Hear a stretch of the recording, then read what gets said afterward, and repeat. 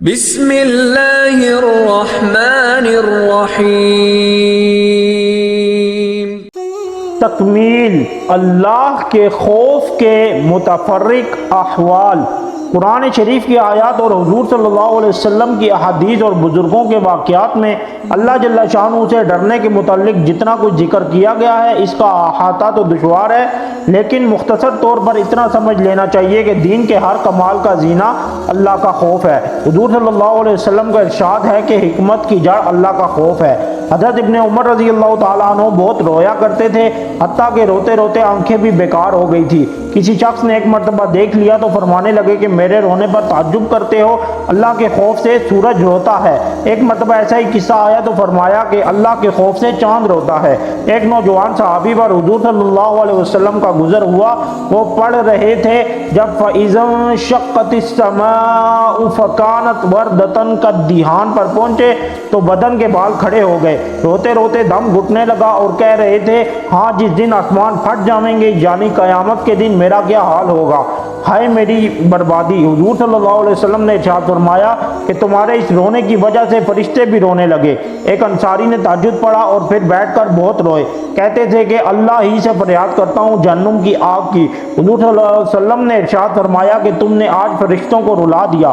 عبداللہ بن رواحہ ایک صحابی ہیں، رو رہے تھے، بیوی بھی ان کی اس حالت کو دیکھ کر رونے لگی۔ پوچھا کہ کیوں روتے ہو؟ کہنے لگے کہ جس وجہ سے تم روتے ہو۔ عبداللہ بن رواحہ رضی اللہ تعالیٰ عنہ نے کہا کہ میں اس وجہ سے رو رہا ہوں کہ جہنم پر تو گزرنا ہے ہی، نہ معلوم نجات ہو سکے گی یا وہیں رہ جاؤں گا۔ زرارہ بن اوفا ایک مسجد میں نماز پڑھا رہے تھے، فَإِذَا نُقِرَ فِي النَّاقُورِ پر پہنچے تو فوراً گر گئے اور انتقال ہو گیا۔ لوگ اٹھا کر گھر تک لائے۔ حضرت خلید رحمۃ اللہ علیہ ایک مرتبہ نماز پڑھ رہے تھے، کل نفس ذائقۃ الموت پر پہنچے تو اس کو بار بار پڑھنے لگے۔ تھوڑی دیر میں گھر کے ایک کونے سے آواز آئی کہ کتنی مرتبہ اس کو پڑھو گے، تمہارے اس بار بار کے پڑھنے سے 4 جن مر چکے ہیں۔ ایک اور صاحب کا قصہ لکھا ہے کہ پڑھتے پڑھتے جب وَرُدُّوا إِلَى اللَّهِ مَوْلَاهُمُ الْحَقِّ پر پہنچے تو ایک چیخ ماری اور تڑپ تڑپ کر مر گئے۔ اور بھی اس قسم کے واقعات کثرت سے گزرے ہیں۔ حضرت فضیل رحمۃ اللہ علیہ مشہور بزرگ ہیں، کہتے ہیں کہ اللہ کا خوف ہر خیر کی طرف رہبری کرتا ہے۔ حضرت شبلی رحمۃ اللہ علیہ کے نام سے سب ہی واقف ہیں، وہ کہتے ہیں کہ جب بھی میں اللہ سے ڈرا ہوں اس کی وجہ سے مجھ پر حکمت اور عبرت کا ایسا دروازہ کھلا ہے جو اس سے پہلے نہیں کھلا۔ حدیث میں آیا ہے اللہ جل شانہ فرماتے ہیں کہ میں اپنے بندے پر 2 خوف جمع نہیں کرتا اور 2 بے فکریاں نہیں دیتا، اگر دنیا میں مجھ سے بے فکر رہے تو قیامت میں ڈراتا ہوں، اور دنیا میں ڈرتا رہے تو آخرت میں بے فکری عطا کرتا ہوں۔ حضور صلی اللہ علیہ وسلم کا ارشاد ہے کہ جو اللہ سے ڈرتا ہے اس سے ہر چیز ڈرتی ہے، اور جو غیر اللہ سے ڈرتا ہے اس کو ہر چیز ڈراتی ہے۔ یحییٰ بن معاذ رحمۃ اللہ علیہ کہتے ہیں کہ آدمی بیچارہ اگر جہنم سے اتنا ڈرنے لگے جتنا تنگ دستی سے ڈرتا ہے تو سیدھا جنت میں جائے۔ ابو سلیمان درانی رحمۃ اللہ علیہ کہتے ہیں کہ جس دل سے اللہ کا خوف جاتا رہتا ہے وہ برباد ہو جاتا ہے۔ حضور صلی اللہ علیہ وسلم کا ارشاد ہے کہ جس آنکھ سے اللہ کے خوف کی وجہ سے ذرا سا آنسو خواہ مکھی کے سر کے برابر ہی کیوں نہ ہو نکل کر چہرہ پر گرتا ہے، اللہ تعالیٰ اس چہرہ کو آگ پر حرام فرما دیتے ہیں۔ حضور صلی اللہ علیہ وسلم کا ایک اور ارشاد ہے کہ جب مسلمان کا دل اللہ کے خوف سے کامتا ہے تو اس کے گناہ ایسے جھڑتے ہیں جیسے درختوں سے پتے جھڑتے ہیں۔ میرے نبی کا ایک اور ارشاد ہے کہ جو شخص اللہ کے خوف سے روئے اس کا آگ میں جانا ایسا ہی مشکل ہے جیسا دودھ کا تھنوں میں واپس جانا۔ حضرت عقبہ بن عامر رضی اللہ تعالیٰ عنہ ایک صحابی ہیں، انہوں نے حضور صلی اللہ علیہ وسلم سے پوچھا کہ نجات کا راستہ کیا ہے؟ آپ صلی اللہ علیہ وسلم نے فرمایا اپنی زبان کو روکے رکھو، گھر میں بیٹھے رہو اور اپنی خطاؤں پر روتے رہو۔ حضرت عائشہ رضی اللہ تعالیٰ عنہا نے ایک مرتبہ دریافت کیا کہ آپ صلی اللہ علیہ وسلم کی امت میں کوئی ایسا بھی ہے جو بغیر حساب کتاب جنت میں داخل ہو؟ حضور صلی اللہ علیہ وسلم نے فرمایا ہاں، جو اپنے گناہوں کو یاد کر کے روتا ہے۔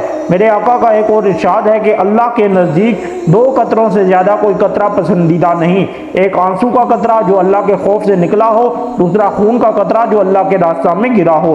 ایک جگہ ارشاد ہے کہ قیامت کے دن 7 آدمی ایسے ہوں گے جن کو اللہ جل شانہ اپنا سایہ عطا فرمائیں گے۔ ایک وہ شخص جو تنہائی میں اللہ کو یاد کرے اور اس کی وجہ سے اس کی آنکھ سے آنسو بہنے لگے۔ حضرت ابوبکر صدیق رضی اللہ تعالیٰ عنہ کا ارشاد ہے جو رو سکتا ہو وہ روئے اور جس کو رونا نہ آئے وہ رونے کی صورت ہی بنا لے۔ محمد بن منقدر رحمتullah علیہ جب روتے تھے تو آنسوؤں کو اپنے منہ اور داڑھی سے پونچھتے تھے اور کہتے تھے کہ مجھے یہ روایت پہنچی ہے کہ جہنم کی آگ اس جگہ کو نہیں چھوتی جہاں آنسو پہنچے ہوں۔ ثابت بنانی رحمتullah علیہ کی آنکھیں دکھنے لگی۔ طبیب نے کہا کہ ایک بات کا وعدہ کر لو، آنکھ اچھی ہو جاوے گی کہ رویا نہ کرو۔ کہنے لگی آنکھ میں کوئی خوبی ہے ہی نہیں اگر وہ روئے نہیں۔ یزید بن میسرہ رحمتullah علیہ کہتے ہیں کہ رونا 7 وجہ سے ہوتا ہے: خوشی سے، جنون سے، درد سے، گھبراہٹ سے، دکھلاوے سے، نشہ سے اور اللہ کے خوف سے۔ یہی ہے وہ رونا کہ اس کا ایک آنسو بھی آگ کے سمندر کو بجھا دیتا ہے۔ کعب احبار رحمتullah علیہ کہتے ہیں اس ذات کی قسم جس کے قبضہ میں میری جان ہے کہ اگر میں اللہ کے خوف سے روؤں اور آنسو میرے رخسار پر بہنے لگیں، یہ مجھے اس سے زیادہ پسند ہے کہ پہاڑ کے برابر سونا صدقہ کروں۔ ان کے علاوہ اور بھی ہزاروں ارشادات ہیں جن سے معلوم ہوتا ہے کہ اللہ کی یاد میں اور اپنے گناہوں کی فکر میں رونا کیمیا ہے اور بہت ہی ضروری اور مفید، اور اپنے گناہوں پر نظر کر کے یہی حالت ہونا چاہیے۔ لیکن اس کے ساتھ ہی یہ بھی ضروری ہے کہ اللہ کے فضل سے اور اس کی رحمت کی امید میں بھی کمی نہ ہو۔ یقیناً اللہ کی رحمت ہر شے کو وسیع ہے۔ حضرت عمر رضی اللہ تعالیٰ عنہ کا ارشاد ہے کہ اگر قیامت میں یہ اعلان ہو کہ ایک شخص کے سوا سب کو جہنم میں داخل کرو تو مجھے اللہ کی رحمت سے یہ امید ہے کہ وہ شخص میں ہی ہوں، اور اگر یہ اعلان ہو کہ ایک شخص کے سوا سب کو جنت میں داخل کرو تو مجھے اپنے اعمال سے یہ خوف ہے کہ وہ شخص میں ہی ہوں۔ اس لیے دونوں چیزوں کو علیحدہ سمجھنا اور رکھنا چاہیے۔ بالخصوص موت کے وقت میں امید کا معاملہ زیادہ ہونا چاہیے۔